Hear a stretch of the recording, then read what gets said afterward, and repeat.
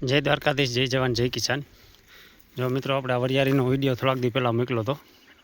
તે દી વરિયાળીની પોઝિશન કેવી હતી અને અત્યારે પોઝિશન કેવી છે, જો તમે જોઈ શકો વરિયાળી ને વરિયાળીનું લગભગ બમ્પર ઉત્પાદન આવશે, એટલે ઉત્પાદનમાં કંઈ ખામી નથી। જો તમે જોઈ શકો વરિયાળી આપણે આવી વરિયાળી થઈ ગઈ છે અને હજી પણ આપણે ઉપર માલ લાગતો જાય છે આમાં, એટલે કાયદેસર જો આ વરિયાળી અટાણા હવે લણવા જેવી થઈ ગઈ છે।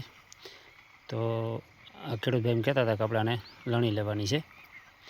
જો તમે જોઈ શકો લણી વરિયાળીને, અને હજી તો આ વરિયાળી ઘણો ટાઈમ ઊભી એવું દેખાય છે। આ કેવડા મોટા સતર થઈ ગયા છે, આવી વરિયાળી છે। એ વરિયાળીમાં કંઈ ખામી જ નથી,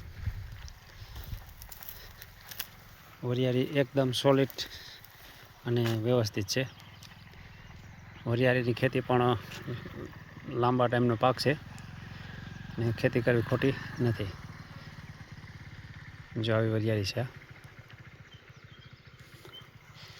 અને આ મારા બાજુના પાડોશી મારા મિત્રની છે વરિયાળી, અને ઓણ તો વરિયાળીનો ભાવ પણ બહુ સારો કહે છે। વરિયાળીમાં કંઈ ઘટે એવું નથી।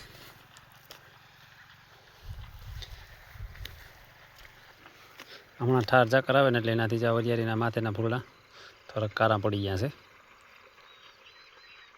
એટલે જે લોકો વરિયાળી વાવીને આવું પોઝિશન છે કારું પડવાની। બાકી વરિયાળી તમે જોઈ શકો છો, આ 54 ફાંડે વાવેલી છે તો એમાં નીકળવાની જગ્યા નથી, એવી વરિયાળી થઈ ગઈ છે।